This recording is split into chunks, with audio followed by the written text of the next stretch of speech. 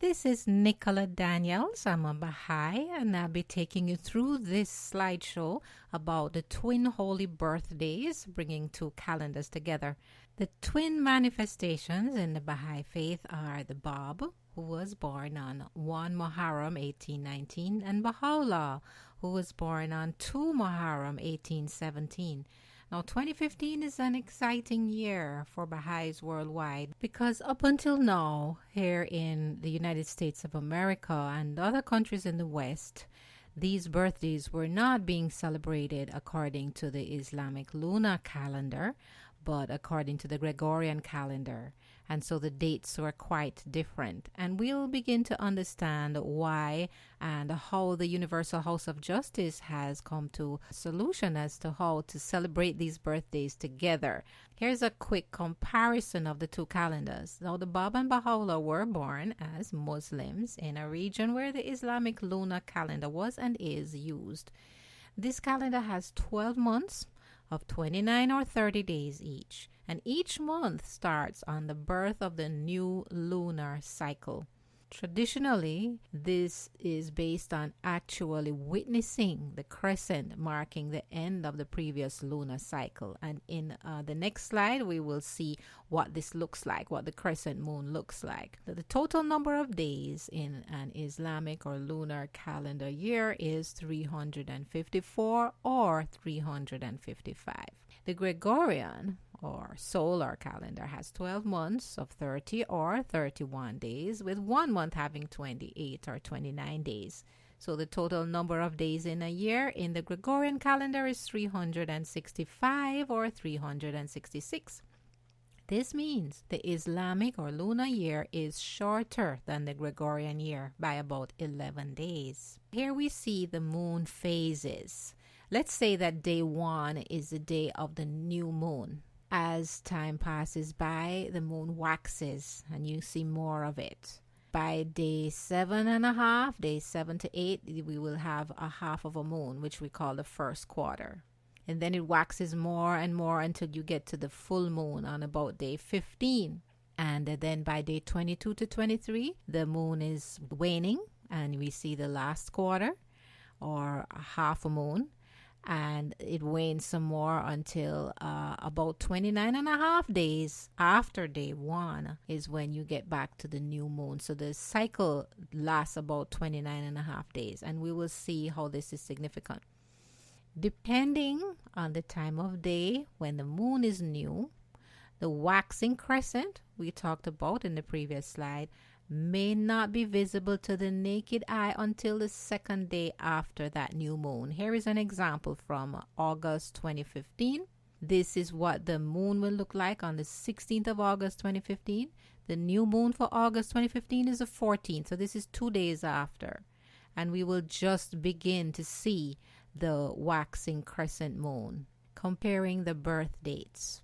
The Bab was born on 1 Muharram 1235 Hijri. Hijri is the year numbering system for the Islamic calendar. So 1235 is the 1235th year of the Muslim calendar being set up. The Gregorian date for the Bab's birth was October 21st, 1819. Now, Baha'u'llah was born 2 years earlier on 2 Muharram 1233 Hijri. The Gregorian date was November 12, 1817. Now, this is a very interesting note. Muharram is the first month of the Islamic calendar. It means forbidden. And it's called this because battle or war and fighting is forbidden for Muslims during this month. Okay, so there are 22 days between October 21 and November 12 because each year the Islamic calendar slips behind the Gregorian calendar by about 11 days. And there were 2 years between the two birthdays, so the total amount of slippage was 2 times 11, which is 22 days. And that's why in the Gregorian calendar, the birthdays became separated and were no longer celebrated consecutively. So here is the moon phases for Tehran, 1819. Now, the Universal House of Justice has chosen to calculate when the new moon is by the phases as they are seen in Tehran, which will be a little bit different than what we may see here. So we're going to go by the phases as they are seen in Tehran, in Iran.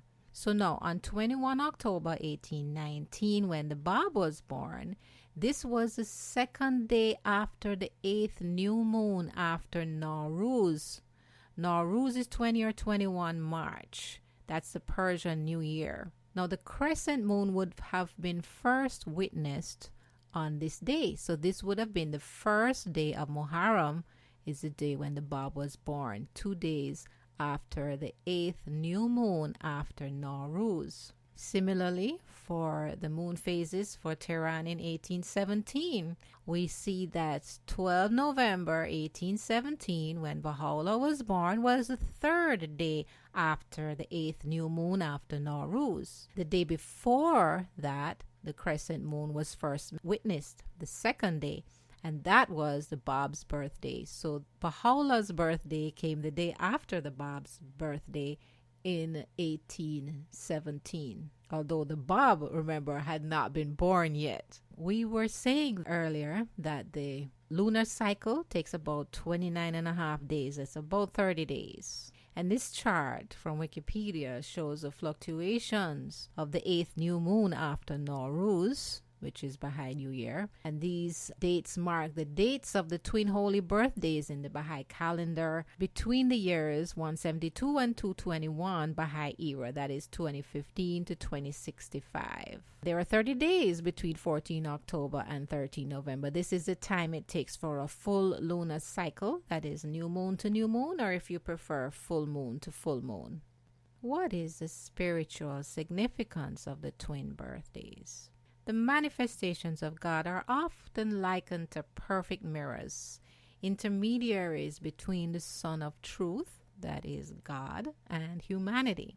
Our moon, which reflects light from our sun, is analogous to the manifestation of God, who reflects the light of the Sun of Truth. The appearance and reappearance of the moon each lunar cycle is analogous to the birth, rise, and decline of the religion brought by each manifestation of God to a subsection of humanity. Now, religious prophecies such as found in the Revelation of John point to not one, but two manifestations destined to arise contemporaneously to usher in a world-embracing religion of peace, equality, and justice. Abdu'l-Baha, in Some Answered Questions, page 44, asserts that the three woes of Revelation chapter 11 are Muhammad, the Bab, and Baha'u'llah. So quoting from chapter 11, verses 14 and 15, the second woe is past, and behold, the third woe cometh quickly. And the seventh angel sounded, and there were great voices in heaven, saying, the kingdoms of this world are become the kingdoms of our Lord and of his Christ, and he shall reign forever and ever. The fact of Baha'u'llah's declaration of his mission in 1863 came so quickly, relatively quickly after the declaration of the Bab in 1844, is one way in which this prophecy is fulfilled.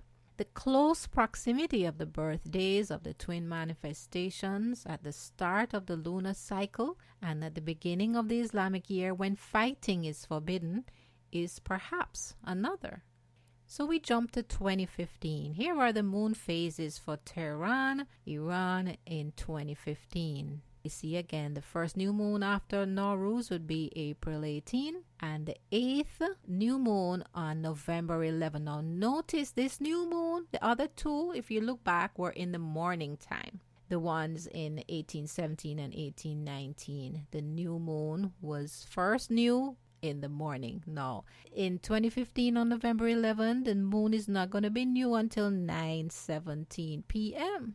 Now, since the Baha'i day and the Islamic day starts at sunset, then the new moon is actually on the 12th of November, not the 11th, because after sunset on November 11th would really be the 12th of November. Therefore, the twin holy days for 2015 will fall on November 13th and 14th. That would be the first and second days after the 8th new moon after Nowruz. And each year after this is how it will be calculated. Whenever Nowruz falls, whether the 20th or the 21st of March, you look at the 8 new moons after that, and then the day after the 8th new moon, depending on whether that new moon was in the morning or the evening, you have to look at that as well. Then the next day will be the birthday of the Bab, and the day after that, the birthday of Baha'u'llah.